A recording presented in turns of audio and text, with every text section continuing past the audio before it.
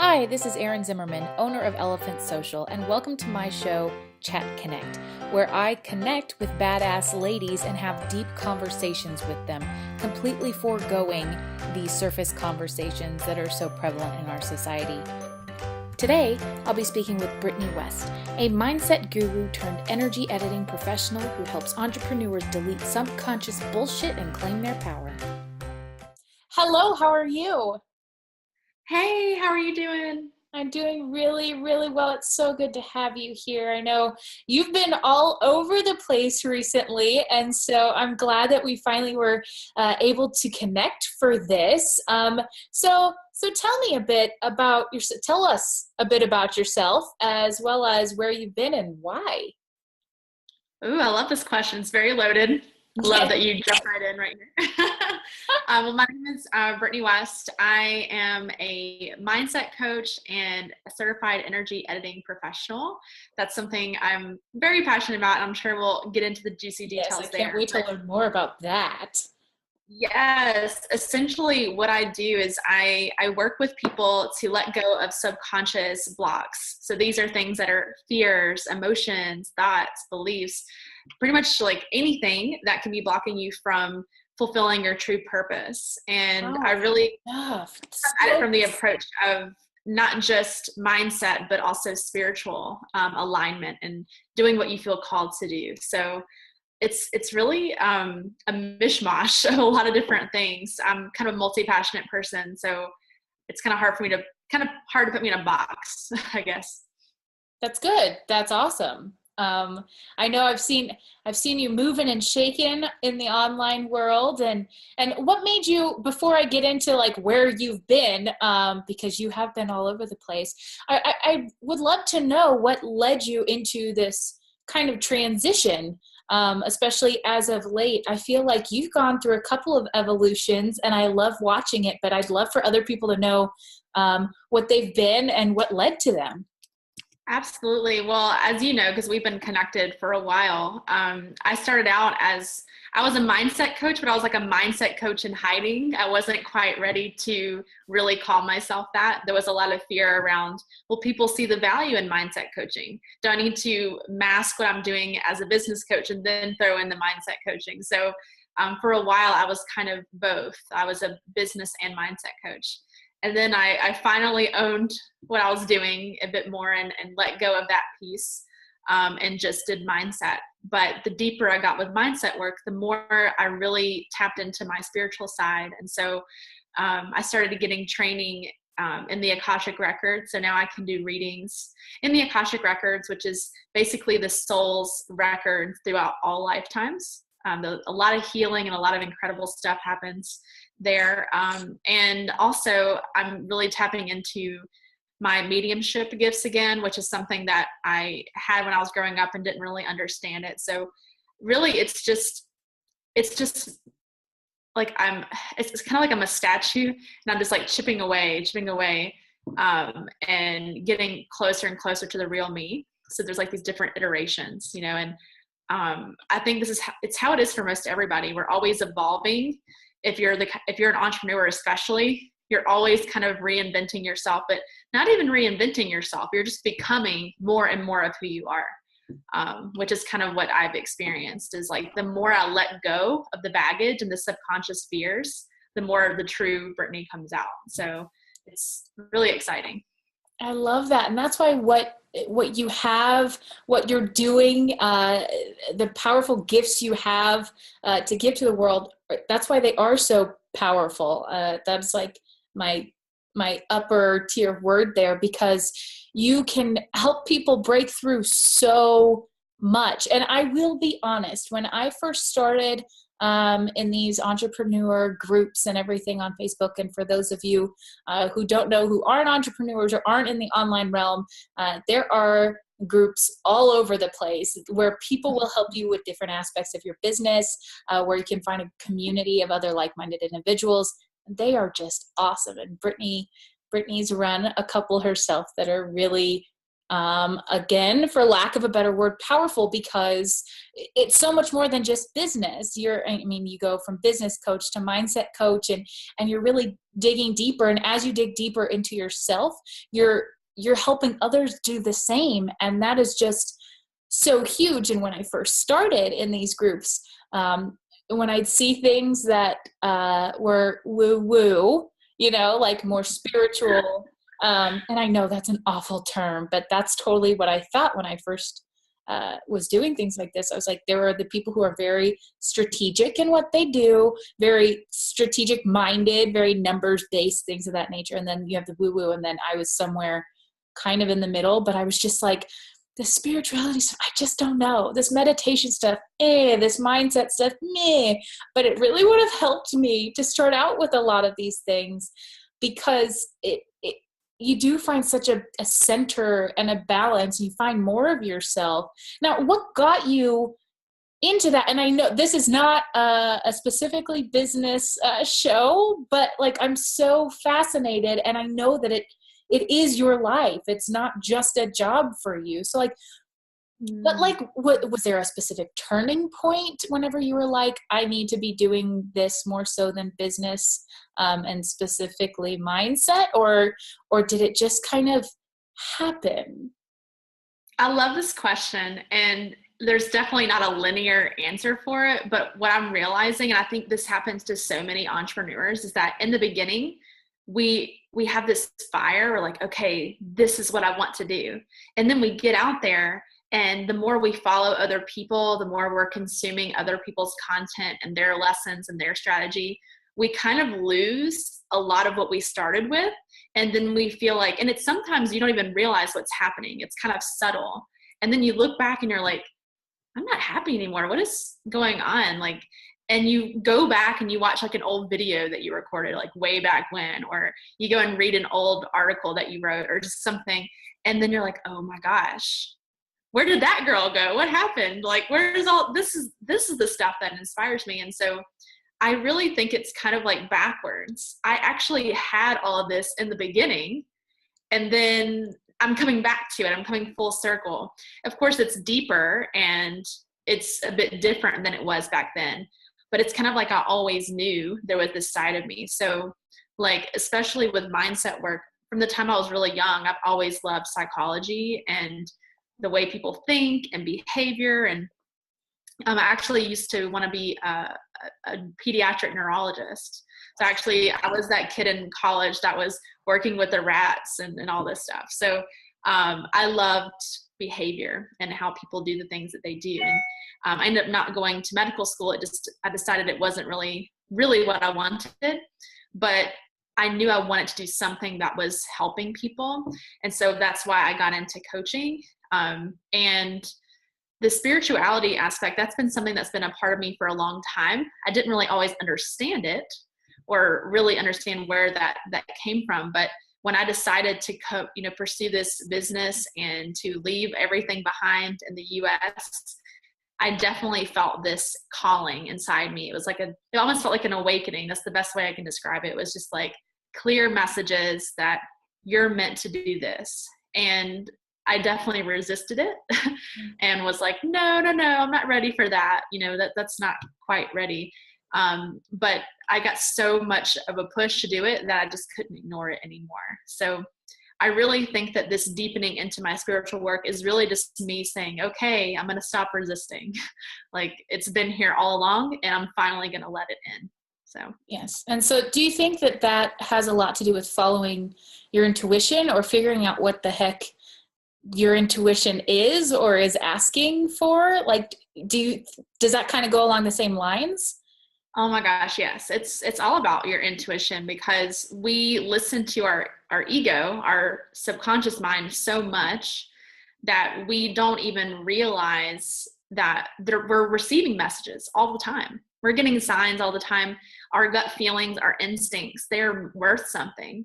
But we're so used to asking everyone else for their opinion and what they think and managing other people's expectations all the time that we kind of disconnect from who we are and what we really want. So it's not that it ever leaves you. It's always there. Your intuition's always there. It's like, hey, I'm here. Right. Hello. Mm-hmm. Hi. It's like, pay attention to me. And it's so quiet though, because you can't hear it. So it's kind of just like giving yourself the space to actually listen. And for me, it was like it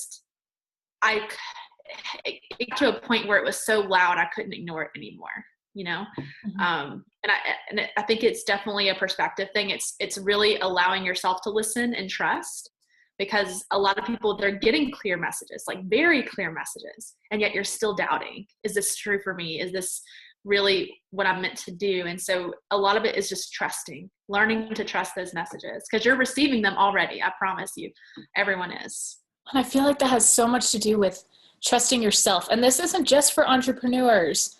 I repeat, this isn't just for entrepreneurs. And Absolutely, I feel yeah. like I've talked to so many people who are like, oh, well, you fell across these fell into like these groups and meeting these amazing people because you are an entrepreneur. But that's not all that this is for. This intuitive stuff, this knowing yourself, it goes for no matter where you are in your life. And that's another thing. When I first started, I was like, I need to come up with a business plan that is me, and that's a decision I have to make. And I feel like that that kind of resonates with a lot of people, not just entrepreneurs, where it's like, I need to make a decision, and that's what I'm going to do. And you don't like consciously realize that change happens on a regular basis, and you can evolve. You don't have to make a decision. And though you shouldn't be flighty around decisions, you don't have to make like this big life decision and then that's it for you. You don't have to choose this career path and that's all you do. You don't have, you have to choose the business model and that's it. And you are like a prime example for the evolution. And I will tell you that as I've been evolving in my own business, you keep coming to mind because you have evolved a handful of times since I met you, just in the way that you operate, but you never change your voice. You're the same person. It's just, you can totally see from the outside how you are becoming more of yourself. And I love that. I love that about you. And now I'll go back to like the second part of my first question was, you've been moving around a lot lately, and I would love to know more about like how this came about and where you've been, and more about that. And we can definitely discuss that some more. Well, first, I just want to say you're so lovely. Thank you for everything you just said. That was so awesome and so sweet. And I've seen the same thing in you. Like, you've really been growing, and it's just so awesome to be a part of this series. And so thank you. And as far as your question, because I realized, I was like, oh yeah, with so many questions in one, I didn't get a chance to even I know. talk about Well, I knew it would happen eventually. I feel like maybe I was just like, throw this out there and see how it evolves. That's kind of my life. Absolutely. Yeah, absolutely. Well, as you guys can probably see, like, I'm somewhere beautiful right now. I'm in New Zealand, Wellington, New Zealand. I'll be here for about a year, which is actually a long time for me. The idea of being somewhere for a year feels very permanent. But for the past year, I've actually been traveling all over the world. And as I kind of briefly mentioned, I was getting these messages to leave my job and to pursue this business that I'm in right now. And at the time, I was living in Nashville, Tennessee. I had furniture, I had, all the normal stuff, a car, and I actually decided to just sell everything. I sold everything that I had except for like what fit in like one box, and that's at my mom's, but everything is basically with me, everything that I own. And in the beginning I had 2 suitcases, now I just have 1, so I'm feeling really seasoned now as a traveler. But nuts, that's awesome. I know, I'm like trying to think how I could do that now. Well, it's a little bit different now because I'm moving to New Zealand, and I'm kind of actually getting some things and some real like tangible items I can have in my environment, which is exciting. But yeah, I went to Barcelona, Spain. I was there for a couple months, and then I lived in Croatia, which was beautiful. In fact, it's probably one of my favorites so far. And it was not even something that was in my big plan. It just kind of happened that way. I also lived in France for a little while, which is where I met my boyfriend, who is living with me in New Zealand now, which pretty crazy how that all works out, you know. And I also lived in Thailand briefly, Bali, and now I'm in New Zealand. And I don't know if we're going to be here permanently or what's going to happen next, but yeah, it's just, I feel like that was a big part of my journey is traveling. I believe that traveling is probably some of the greatest mindset work you can do, especially if you're solo like I was. You are facing yourself in these different environments constantly. How are you going to respond to these different challenges? And of course, being separate from all these people that typically help define your personality and who you are, that's gone. And it's just you. And you get to really breathe into, well, who am I when other people aren't around? What does that look like? You know, and it's so, I honestly, you know, I encourage anyone who can to travel, because it's just such an eye-opening experience. It's just as valuable as mindset coaching, I believe, if not more. So That is so huge. I know it's always like a blip on my radar to travel. And I keep saying at some point I'd like to live other places, maybe have a small home base at home, and then go. But what for you turned someday into today? I love that question. To be honest, I studied abroad when I was 20. Well, I was 19. I turned 20 while I was there, and I studied in Wales. I backpacked by myself at 19 through Italy and Greece and France and Spain, and I fell in love with it. And to be honest, I actually came back to the U.S. heartbroken because I didn't want to leave. I just felt so at home and in my element when I was traveling. So for many years, I was actually depressed. Like, I want to leave. I would look at I was trying to constantly look for, how can I live abroad? How can I move abroad? But it was impossible because of, you know, unless you're in school, you can't really get a long-term visa, or you either have to have a lot of money where you're just like, you can show the government, hey, I have all this money. I don't need your help ever. They're like, okay, you can come. So someone who was just graduating college, had student loans and all that stuff, had never really had a big girl job yet. It felt impossible to do that. So I was like, well, one day I'm going to travel. I'm going to figure this out. And to be honest, that was a major part of why I wanted to start my own business, because I saw in the corporate world that I would never really have the time, no matter how long I was there. I would never really have the time to do the kind of travel that I really wanted. So that was a big factor for me, is I'll be able to travel. I'll be able to go whenever I want and still operate my business. So it's not even really like it was just this decision like, okay, I'm going to go travel now.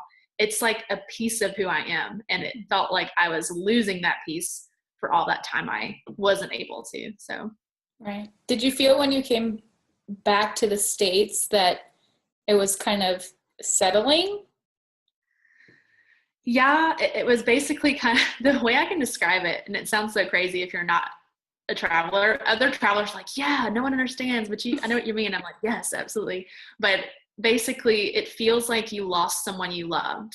It's either like a really horrible breakup and you can never see that person again for like many years, or it's like you actually losing someone you love. That's what it felt like when I left Wales. I was like, I felt like I was just like ripped apart from something that I felt so connected to. And, you know, coming back was hard because everyone expects you to just like, oh, here was my trip in like a couple of days, and then everything goes back to normal. They want everything. They don't want you to obviously talk about other countries and what you were doing there. Right. And there was a lot of flashbacks about, oh, you don't like it here. You think other places are better than America, and like, yeah, you know, that kind of stuff. Yeah. And it was tough. Like I had to basically just like hide that part of me because I got too much backlash for it. So it was definitely hard, but eventually I got used to it. Right. But I always wanted to travel again. Always. I was always looking at at traveling and doing things. So Yeah, I feel you. I feel you. I studied abroad, not for a full semester, but I studied abroad one summer in England, and it wasn't long enough. And I've been back once, but it's just one of those things. You get the travel bug, and you're bitten, yeah, and that's it. You know. I've never absolutely. met one It is person. like a travel bug, right? Right. And I've never met one person who traveled once and was like, "Oh, I'm good now." Really. And so it's just one of those things. And I love that you're doing that, and that you can do that when you own your own business. Or have you been picking up any work on the side or anything like that as well when you've gone to these places? Would that even help you with these visas, or are you just doing your own thing? I haven't picked up any work. To be honest, New Zealand's the first place that I've actually had the capacity to work, because it's a working holiday visa. But other places, when you're visiting, you're not allowed to work because you're there as a tourist. Yeah. And it's not possible. And to be honest, as an entrepreneur, it can be quite a challenge if you're wanting to stay somewhere long term, because a lot of the ways that people get visas is through a job that sponsors them. So that can be a challenge. There are entrepreneur visas, absolutely, but it's definitely, it kind of creates some challenges. So as for anything, right, there's pros and cons. If you're just interested in traveling and moving around like I was, like every couple months, it works. It's perfect. If you're like, you know what, I love this place, I want to stay here for 6 months, a year, longer, then maybe there's some things to consider. But yeah, I mean, if you're going to make that big of a life change, I'm sure that there's a lot of, besides there's a lot of work, but there's a lot of research and looking into that. Oh yeah, definitely. A lot of looking through your passport and making sure all the dates line up. I had some scary situations, especially in the UK, where they're very, very strict, and I thought I was going to get deported, no lie, even though I didn't do anything wrong. Right. Very scary experience for me. But the more stamps you have in your passport, the more people start to take a look and get a little bit suspicious. So yeah. But if you're traveling, fun and the not so fun part of traveling. Yeah, I would think though that if you had more, I don't know, I haven't thought of it much, but then they know that you're a traveler and you're not there trying, gosh, this glare, you're not there just trying to, take over their country or whatever. Yeah, it's interesting. I don't know. I even had my flight to Thailand in a couple days. I was only going through London just for a couple days because I had a friend that I wanted to visit.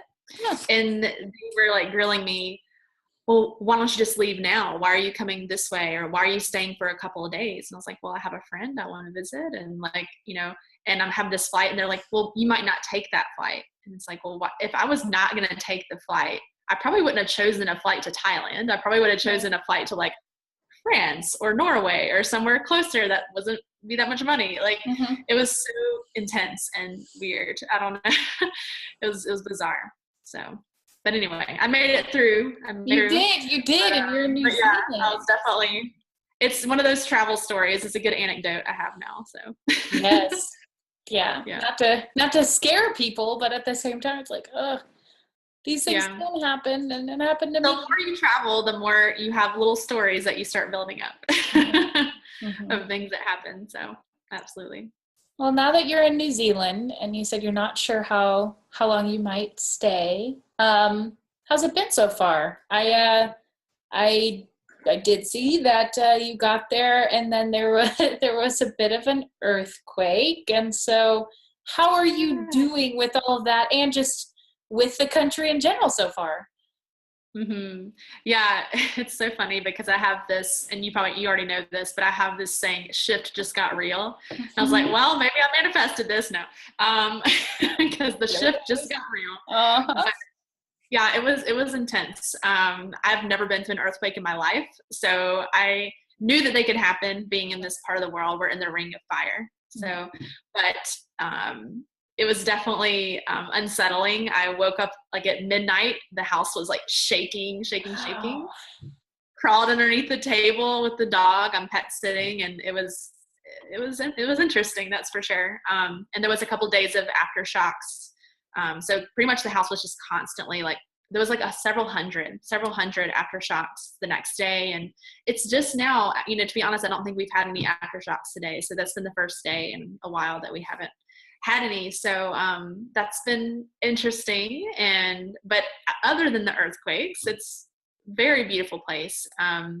It turns you into a bird watcher because the birds here are different from any other birds in the world. And they have so many species, and like actually recognize different bird calls already, which is kind of cool. Like, and I'm not even really like a bird enthusiast or anything, but it's just part of the culture here. Everyone really loves birds, and it's just gorgeous, just absolutely gorgeous. Every time we're driving down the mountain, we're actually on the top of this mountain, we just amazed by the view, even though we've been here a while now. It's gorgeous. You have, every time you look at those lists online of beautiful places in the world, there's always like 3 or 4 places in New Zealand. So I feel very blessed to be here. And at the same time, really, this has been different for me being here, because this has been more of a settling period for me, like actually having a normal life, buying full-size shampoo, cooking again, like, driving on the left side of the road. I'll buy it, but I've actually been able to do normal things that I haven't done in a long time. So it's been kind of like a blend for me. I'm still in a new place, but there's so much that I kind of miss about just average everyday stuff. So it's just been kind of interesting to do that again. Right. Kind of like, it sounds kind of like a grounding a bit, like, I mean, both literally and otherwise, That's really cool. The things that you don't really think about taking for granted whenever you're living at home all the time. And then whenever you start traveling, it's like usually when it comes to at least people like me who aren't traveling as much, or aren't traveling like, I don't know, kind of for a living, like you were there for a while, it seems almost impossible that you would miss some of those day-to-day things, but it totally makes sense. And I love that you're appreciating the view every single day, because that's another thing that as you live somewhere, you don't necessarily appreciate it. I lived in San Diego for a couple of years, and as much as I had missed the beach when I wasn't there, when I was there, I totally took it for granted. And even though I knew not to, I still did. So it's easy to do. Yeah, absolutely. In some ways, I feel like travel it's broadened my world so much that what used to be exotic is now very normal. Mm-hmm. So it's so funny. It kind of switches my mindset to where things that other people are like, oh my gosh, I can't imagine going where you're at. And I'm like, oh, I'm here. And then they're showing me pictures of, oh, I'm with my family celebrating the holidays, or, I just went and decorated my office. And I'm like, ooh, I've never had an office because I'm always moving, Right. All these things, it's like, it shifts your perspective, what you want. It's just like people say, the grass is always greener. We always want everything. I want the adventurous part, and part of me wants that more settled, grounded feeling. It's wanting it all, right? Right. And you're showing us that you can, at any point in time, change what you want, change your situation. It's up to you. Absolutely. I changed my travel plans a few times, and at first I was like, well, what are people going to think? Like, this looks silly. I'm changing my plans, but who cares? It's your life. And I think a lot of people who don't love travel, they feel like they need to love travel, or else like they're boring, or they're just homebodies and stuff like that. And I don't think that's true. I think some people, they have something that needs to be shared on a more local scale, or they need that grounding part of them, and that's just who they are. And there's people like me who they just can't sit still, and that can be a curse as well, right? Like, there's both sides. And I think that just whatever kind of person you are, whatever kind of quirks that you have, whatever kind of desires you have them for a reason, right? They're part of who you are. So just embracing that and not worrying so much about what other people think. People thought I was crazy. People still don't think I'm crazy for the life that I have. And it's like, you know what, that's fine. You know, it's different, but it's my life. So Mm-hmm. I think for some reason, we as humans are conditioned to want security. And maybe it's just that you don't have that. And a lot of people, I feel like also, they feel being at home or creating like a more solid, settled, grounded life will offer that security. And that's not always the case. I mean, like just as much as people can change, life and everything around you changes. And so, you know, it's really, you got to do what you want to do when you want to do it. And absolutely. I think that's so much fun. Now, you did mention that you met a boy while abroad and that he moved with you. What happened there? Like, that is amazing. You've got a partner and a friend to go along with you on your journey now. Like, what was that like, making those kinds of decisions? Yeah, it's so crazy because like I had this sense that I don't know what it was, but I just had this sense that I was gonna meet somebody really special while I was traveling. So I had just like this open mind, and I'm gonna go really woo-woo on you, but I totally had like a soulmate vision board, and I had written out exactly what I wanted in a partner, basically asking the universe, deliver this person to me when I'm ready, help me to prepare for this waiting period, you know? And I was just certain, I was like, okay, like this person's going to come into my life. And it's so crazy how I even ended up where we met, because there's all these little threads. If they had not happened, we never would have met. And we've talked about it so many times, but I actually was in Perpignan, France, which is this really small town in the south of France, not anywhere really tourists go or people who aren't from France know about. But I was only there because I met this really nice Frenchman in Morocco, actually, at the airport. And we were talking, and we stayed in touch for several months, even when I lived in Croatia. And he invited me to visit him in his vineyard in Perpignan. So that's the only reason I was there. Awesome. So the thing that's funny about it is I almost didn't even go to Morocco because I was kind of feeling blah. It was right around the holidays, and I just was like, I'm just going to stay here. But then I just last minute was like, you know what? I need to go. I need to go to Morocco. How many times do you get to go to Morocco?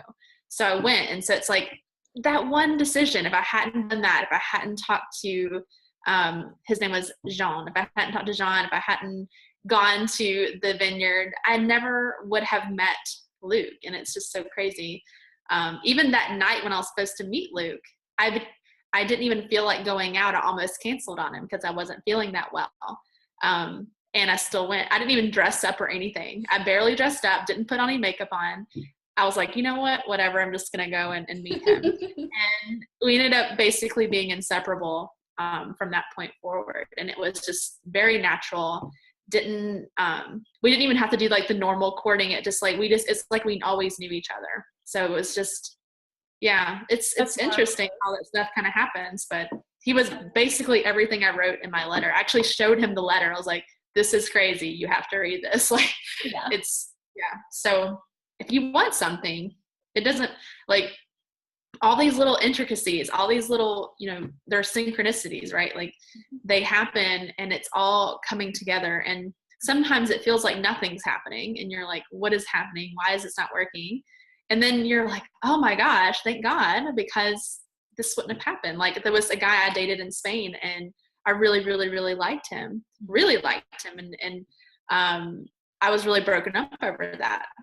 But if it hadn't been for if I hadn't met him, I never would have met Luke, because there's just all these little synchronicities. So it's just amazing how life works out like that. It's so true. And it's not just for relationships, but it's for everything. And I don't think that vision boards are woo-woo. I think, and honestly, like I said, I've become much more accepting of, not only am I like open-minded to all of that stuff, because I just don't know a whole lot about it. I'm still learning, but I think it opens up new worlds and new perspectives on your own world. And so I think it's really powerful stuff. But vision boards are awesome. And I made one, and I'm just bad at keeping things up for myself. It's so terrible. And the letter that you wrote to yourself, that is amazing. Maybe that's what I need to do more of, is writing letters to myself. I don't sit down and journal, like, not like I should, but like, because I don't follow shoulds. But I just don't. Yay! I'm so excited about that. Right? I used to follow I hate that shoulds. word. I used to follow shoulds, and it's so silly. But I want to write to myself. I want to journal more. It's just giving myself that time, and I feel like I give my time away more than I should. But at the same time, I also love to give my time away to the right people, and that's what's been happening more often now. It's not people that are taking advantage of my time, or people that are not appreciative of my time. And so that's where it starts to feel really good. And I don't know if that happened to you whenever you started working for yourself, if that just kind of fell into place, or if you still felt like you were giving your time to the wrong people. Like, has that helped push you towards evolving at all whenever you felt you were giving your time to the wrong people? I have to say that I did fall into that trap a lot in the beginning. I actually had this one person who messaged me, I swear, like every single day, and I didn't know what to do to be honest, because I had never had that happen. And no matter how many times I would be like, well, this is something I offer, my one-on-one clients. Like, I had given her a lot of support already. And I eventually had to just stop responding, which was really hard for me because I don't like to be rude like that. But it was the only thing I could do. And it wasn't just me, it was other people that it was happening to with the same person. But, that kind of thing happens. I think it's, especially if you're a nice girl or the good girl or the kind of person that feels like you have to always be all things to all people, that comes out even more in business than ever before. And I've definitely had to be really mindful of that, because especially things that I love doing, it can be so easy to give, mm-hmm. and not realize that the value really comes from when someone does invest their energy into something. Yes. And it's not just money. It's not just money. Ugh. It's not just about the money, because there are people who you can tell that they are very invested in something. Like, I have a few people, pretty much every time I do a launch, I give away like 1 or 2 spots in something that I'm doing. And I did that this time around with my group program that I'm running right now. And one of the ladies is very, very, very engaged, and just as if she was paying money. So and there's some people that and you've probably seen that, where people, they pay to do something and they don't show up. Mm-hmm. So it's not always about the money. I think a lot of people say that if you invest a lot of money in something that you are just automatically committed. And I don't think that's always the case. I think it's really an energy thing. Mm-hmm. Are you energetically invested in yourself and what you're doing? So if you're the kind of person that just constantly is investing in things, either in your time or your money, and nothing is happening, it might be a time to just kind of check in and say, is this something I even really want?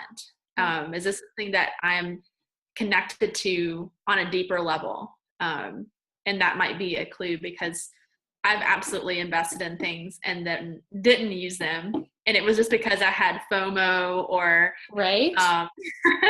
Yes. Or everyone else is doing this. It is real. Or maybe I should do that. And it wasn't even something that I really, really wanted. Mm-hmm. So, or it wasn't the right time for it. I've had a handful of those where I'm like, okay, this looks great. I invest, and then I start working on it, and I'm like, but I feel like my energy needs to be focused elsewhere. And that's really where things like that happen for me. And so I used to, anytime that someone would offer something for free, I used to be, all right, I'm on it. I want this because I'm going to do this at some point.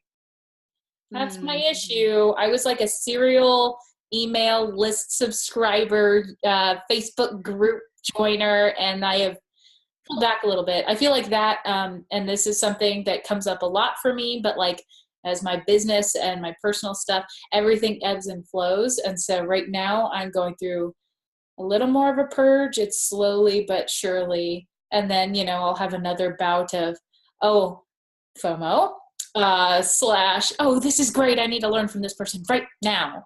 And that really does take my focus away from like moving forward, though, because I'm constantly wanting to learn. But you got to find some kind of balance between the learning and the moving forward. And I'm still trying to find my personal balanced formula for that. Is that something that you have been able to find, or do you kind of not struggle, but play in there a little bit? I am very, very selective about anything I take on. I don't care if it's free or it's paid. I'm very selective about it, because what I realized is that in the beginning, I was kind of just saying, ooh, I'm going to do this, I'm going to do that, I'm going to do this, I'm going to do that. And what kind of message was that sending to the universe? Probably mass confusion, right? Yep. And I was getting all this information from all these different places. Some of it conflicted, and it was just very overwhelming. And so now, even when something looks really good, and it looks really exciting, and I can see that it could be a good fit, I don't do it just based on that alone. I look at it from both angles. I'm like, is this something that is a good fit? And I feel passionate about it. I feel like I would be really upset if I didn't do it. And it has to meet both of those, because there's so many programs out there I know would benefit me. I know that I would enjoy them. And at the same time, it's my intuition. It's like, that's great, and this isn't perfectly made for you. There's something else out there, so wait for that. Wait for that. And so it's kind of like this spark. It's like when you're on a date, there might be a guy that on paper looks like the perfect guy for you, and then you kiss, and it's like you're kissing your brother or something, right? So it's the same thing with courses or any kind of coaching or investment you make. You want it to feel like it has sparks and excitement. So that's how I tend to go by things. And it's not just, I don't only go for the sparks. I want everything else too. So it's like, it needs to be both. Absolutely. Right. And I was, for a very long time, I was in denial and saying, oh, I don't have shiny object syndrome. But that's something, like, I don't when it comes to physical, tangible things. So, like, I don't need that new jewelry. I don't need that. But when it comes to learning and working with people, I'm like, I just love what people are putting out there. And I love communities that are being built. And I want to be a part of it. And part of it's FOMO, part of it's shiny object, and the other part of it is just me just being constantly curious, which I have always looked to as a gift, but it's also kind of a curse. I feel like the things that are gifts for me also, they have their little negative piece to it, but it's all how you look at it. So I've been much better with all of that. I think that started for me in June. A lot of things started for me in June when my business went through its first real evolution. And there was a program that was being pushed by a lot of people because they really believed in it. And I spent time with one of the affiliates, and she had me. I was ready. I was like, yeah, I'm going to do it. But I went home, I sat with it, and I was like, apart from it being a huge financial investment, I knew that there was going to be, I needed to put a lot more into it than I was going to give myself time to. Because I knew at that point that I was evolving in my business, and I had to take action on that inspiration more so than sit and learn and listen at that point in time. So we'll see. Maybe it'll open up again one day and it'll be perfect for me. But at the same time, I'm kind of finding my own personal groove, which is great. I just want to remind everyone, there is no one right formula that will work for every single person. That's why there are so many different coaches. That's why there are so many different methods. That's why you can pick and choose what you need and want and go from there. But it all depends on you. It all depends on me. My decisions all depend on me. But like you said, it's what you put your energy to, and you just got to take a step back. You don't have to constantly click on things, and you don't have to go into debt to do things either. I've seen plenty of people encourage others. I went into debt by this many hundreds of $1,000s, and now here I am a millionaire. And it's like, that's not everyone's path. So that's where the intuition piece comes in. Is there a way, have you ever taught people or walked them through intuition, or how to tell how to tell the difference? Like, is there a way to tell the difference? A lot of it is really starting to just track your thoughts, which really goes back to like mindset 101 basically, but it's start to even just notice the things that your mind is telling you, and you'll be able to notice the difference. Your ego can be quite loud, it can be quite forceful, it can be very judgmental. Yeah. So if there's any kind of there is any kind of criticism or judgment, or like just feeling like you have to do something for other people, then it's not your intuition. That's always going to come from ego, because it's wanting to manage other people's perceptions of you. Whereas your intuition is like, it's at your core, it's like stronger, yet it's quieter, because it's not forceful. It's just coming from this loving place of like, it wants the best for you, and it wants you to fully express who you are and what you came here to do. And it's kind of like, the thing is, and sometimes your intuition wants you to do things that are uncomfortable, that are scary. It doesn't mean that it's always like, no, you don't have to do anything, just lay back today. I mean, there's definitely some times where you're getting messages and you're like, oh gosh, like, I don't know if I'm ready for this. And to me, that's more of a sign that it's your intuition than your ego. If you're being led to do something that you know you want to do, but you're a little bit scared, you're a little bit uncomfortable, because your ego is always going to tell you, don't do that thing that's uncomfortable. Don't do that, because what are people going to think? So to me, it's like this, it's just this feeling I get of, this is right for me. I don't know why it's right, but it is. Yeah. Like you don't really have to qualify it as much, if that makes sense. And I think that's huge. And I've never talked that in depth about intuition before on the show / publicly. I always have conversations with people, but it's like, I want all listeners. I want my mom, who I know subscribes to this. Like, I want her to start following her intuition. She doesn't have to start a business.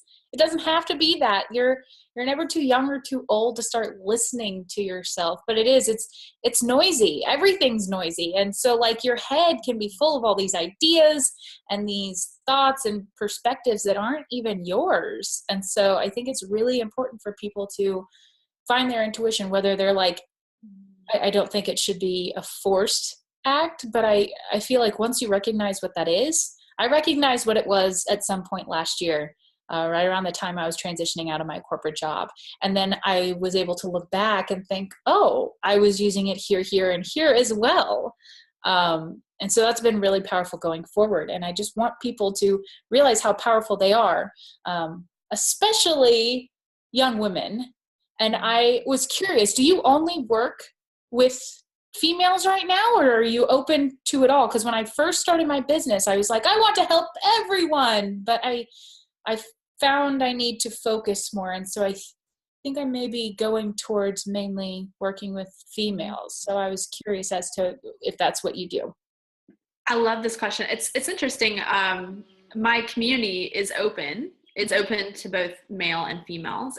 But what I realize is it's more about the energy. It's masculine versus feminine energy. And there are some very conscious, like feminine energy type men out there, and I would be totally open to supporting them.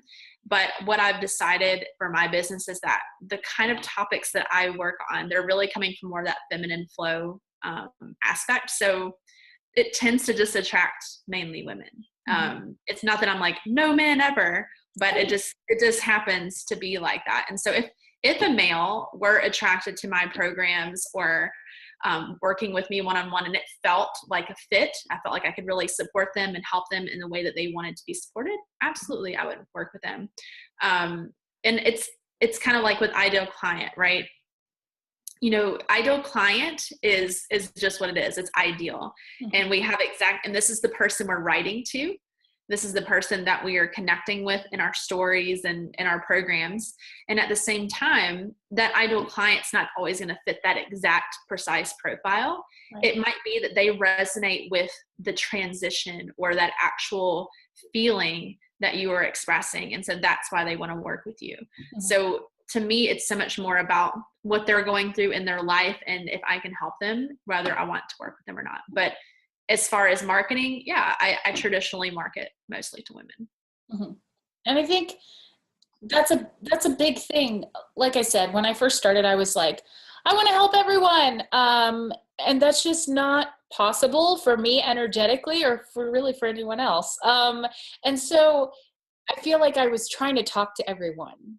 So that's one of those things that even though I was told over and over, you need to talk to someone specific, I was just kind of letting it fall where it did. And this is where I operate different from other people. And I'm okay with that. And that I was just testing the waters. And I have found that even though I have rejected feminine energy for the majority of my life, and I have been very critical of female groups that not just Facebook, just in general. Like I was a cheerleader, but I like hated girls. I was in a sorority. I hated girls just because of the perspective that I gained from high school and how judgy the girls that I interacted with were and how mean they were and how I would have just rather been in a more relaxed setting with my guy friends. But yet I was part of all these female groups growing up. So I knew, at least recently, I figured out, and I continue to want to be part of these female groups. I'm part of a film group in Kansas City that's all female, and I'm just all these things, starting a movement directed at females. And it's just like, I realized, along with the evolving and people change and grow, that it was lack of support from one another growing up. And it was lack of messaging to us as women that we need to be there for each other and that these groups aren't just superficial surface ones, but like we're supposed to grow together. And I know I'm rambling on, but that's something that I realized recently. It's not a bad thing to message just to women, and it's not a bad thing to tap into my femininity and my feminine powers as I'm talking with people, as I'm helping people. Because it's just not, that's just the part of my life that I'm at now, is finally accepting that as long as we're all supporting one another, that's the best thing we can do, and really empowering one another. And I know that your work does that. And I knew before asking you that question, I've seen men in the group. I have men in my own group, totally great with it. And they interact regularly. It's like, if you're going to engage and want to be a part of this, great. I would love to have you. But I can be refreshing. I think it's nice to have a blend. I don't believe that we need only feminine energy, and I don't believe we need only masculine energy. We need a blend of both. And what's so interesting, I'm reading this book, which I highly recommend to everyone. It's so great. It's Rise, Sister Rise by Rebecca Campbell. Mm-hmm. And she talks about how there is the light side and the shadow side of both masculine and feminine, right? There's light sides for both. They're here for a reason. We want both of those sides, but there's shadow sides to feminine as well. That's codependency and jealousy and that kind of stuff. And I think I really resonated with what you said before, how you didn't always maybe connect with women. And that was absolutely me. I used to say that I hated women. I was only friends with men. Yes. Because I felt like I could be myself with them. Mm-hmm. I didn't have to feel like I was being judged all the time by them. But what I realize now is that I didn't hate women, but I just felt so, I felt like I was so judged by them. Yes. And there's definitely a disconnect there. I don't know if it's maturity as much as it's understanding of yourself. Yeah. It was a lot of me too. I think it's like I was pushing out that energy of, I'm not comfortable with you. So of course they weren't comfortable with me. And so it wasn't until I changed that perspective. I actually had it on my vision board that I wanted more female friends, and then it happened. Right. But I think there are shadow parts of feminine, having a feminine energy in it. And it comes from that feeling of wanting to control things. Like when we're trying too hard to go into the masculine, but not in a healthy way, that's where the shadow stuff comes out of jealousy and gossiping and that kind of stuff, blaming, shaming people. Mm-hmm. And I also feel a lot of that has to do with confidence or lack thereof, or how adults talk to you in your early age. And that's one of the things that I'm focusing on now as I move into another evolution of my business and giving back. I just want to empower little girls and women everywhere. And so I think like it's huge. And like I said, I don't want to leave people out. I love men. I mean, it's just, Yeah. I have so many guy friends, and I love helping people no matter what kind of help they need. But I do need to focus a little bit when it comes to, my messaging and my movement, and then go from there and grow it if I need to be. But I do want to let people know I'm not discriminating. And I think that's an issue that I ran into when I was thinking about who to send my message to. I have this fear of leaving people out accidentally. So I know not everyone can be my client. And I know there's no way at all that everyone could be an ideal client, but I was really trying to make it like that. And I feel like maybe focusing on that stunted my growth in so many areas for a really long time. Yeah, absolutely. And I say this with love because I've been there too, is that's our ego. It's like our ego wants to feel like it can help everybody. It wants to feel like it can be accepted by everybody. And it's also kind of taking on that role of, I'm here to help everyone, but there's a reason we have our own niche, and it's because that's where we are most qualified. That's where we are most connected, is helping this niche. It doesn't mean that we couldn't help people and outside of that. We could, absolutely. But why don't we let someone else who that's their zone of genius, like allow them to come in and do their thing. Like, we all have a light, and none of them are better than any others. That's why I truly don't believe in outshining, because I think everyone is shining in their own way. And so if we can just let go of that fear of either I'm the underdog or I'm outshining other people, if we can just let ourselves shine, then it's going to all work out, because we're going to touch the people we're meant to touch. Yep. And they're going to touch the people that they're meant to touch. And that's it, right? Ripple effect. It starts here. You can touch, you can touch 10 lives, but it can just keep going, and your impact is so much bigger than you could have ever imagined. So I like that perspective. It's great. And that's also a great way to end this portion of our talk, because now I've got some rapid fire questions. I'm just going to real quickly let you know that these are from they were adapted from Inside the Actor Studio, which was adapted from a French television show from, I think, the 60s, which I didn't know until I started to actually read these questions. They're from the Pivot questionnaire. There are 10 questions. They are rapid fire, but that means whatever you'd like. So if you want to answer one word and keep going, or if you want to explain it, you just answer how you'd like, and we'll go from there. How about that? Perfect. I'm excited. Nervous. Don't be nervous. They're fun. All right. Perfect. Number 1. What is your favorite word? Ooh. I have to say expansion is one that's really gravitating towards recently. It's my word of the year. Ooh, that feels good. That just feels good.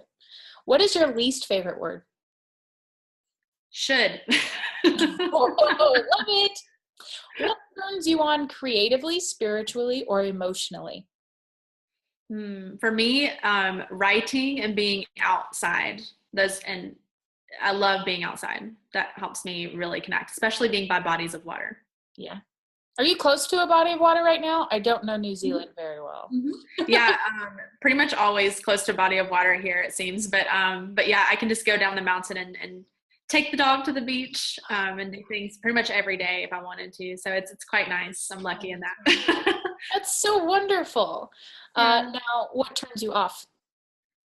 Feeling like I have too much structure, where I feel like I'm like hemmed in and I have to do everything by like these certain rules. Yeah, can't do it. I get it. Good for you. What is your favorite curse word? Probably the F word. You can say it and I'll bleep it out, or you don't have to say it. Just like fuck, yeah, that's fine. It's definitely my favorite. I can use it the most, and so many different. It's like you can use it in so many different ways. That's what I love about it. Yes, and it's like a punch. It's like not like you're punching someone, but it's like a verbal. Yeah. And I have to say, because it's just so funny, my boyfriend says it all the time because he's French. Like merde, merde. Like it means shit in French, and it just makes me laugh. So Oh I my don't know. gosh, I love that. That's so funny. What sound or noise do you love? Sound or noise do I love? I guess the sound of rain on like a tin roof. Oof. I love that. I guess I just love the sound of water. Yeah, like when waves crashing or it's raining outside or like I'm hearing rain, like a fountain. I love it. What sound or noise do you hate? Instantly, I thought of nails on a chalkboard. Ugh. Like anything that's really squeaky or like someone's moving their chair and it's like, ugh. I don't like that. Very like intense noises. I'm very sensitive to sound. So, What profession other than your own would you like to attempt? ooh, I've been interested in being a naturopath. I think that'd be really cool. What do you do? It's really like it's plant-based medicine and like more natural. It's based on like looking at the body as a holistic whole instead of just like, let me give you this medicine, it's going to cure everything, but like really trying to bring your whole body into balance and using the power of nature. That's just so cool to me.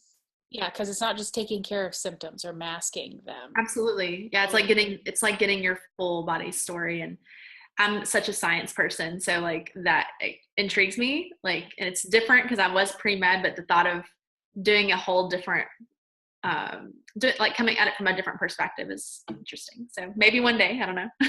Oh, that's cool. That could be another evolution. We'll have to find out. Absolutely. What profession would you not like to do? Accounting. That came right in my head. I'm like, nope. No. Anything that involves like spreadsheets and like, oh, no. I know spreadsheets from my past life. Not on purpose. I was kind of pushed into that role. But yeah, no, just because I'm familiar doesn't mean I like them. I was an administrative assistant for a couple of years, so I've seen my fair share of spreadsheets. I'm good. I'm good. If I never had to see one again, it's fine with me. And number 10, the very last question. If heaven exists, what would you like to hear God say when you arrive at the pearly gates? Ooh, I like this question. I just want to say, what would I want him to say? I guess like welcome home. Yeah, yes. Like because like just that I think that's what we all want, right? Kind of if you look at Wizard of Oz, is like that whole symbolism there. It's like we just all want to come home, whatever that means for us, you know. And so like I feel like that would be like just this. I just get chills thinking about that. Imagine like being greeted, someone's like welcome home. Like there's nothing like that feeling, you know. Yes. And if you ever decide to come home to the States, which I completely understand if you don't, you let me know. We'll welcome you home here. Okay. Yes. Oh my gosh, I'd love that. Thank you so much for being here and for talking and for listening to me ramble so much. I feel like this is like one of the more flowy conversations I've had because I'm so curious about everything that you do. And so I hope you don't think we talked too much business and it was too much business. Absolutely not. I think it is. It's like I think it's hailing right now. Oh, I see the rain behind you, but hail. Because you said it was. I think you said it was probably in the 60s today. We had hail recently. That was really bad. It actually dinged up my car, and that hasn't happened before. Yeah. Maybe I manifested rain. I don't know. Maybe we were just talking about water. I love it. Well, you go and enjoy the rain on your window, and hopefully we can catch up again soon. Thank you so much. Absolutely. Bye, Erin. Bye.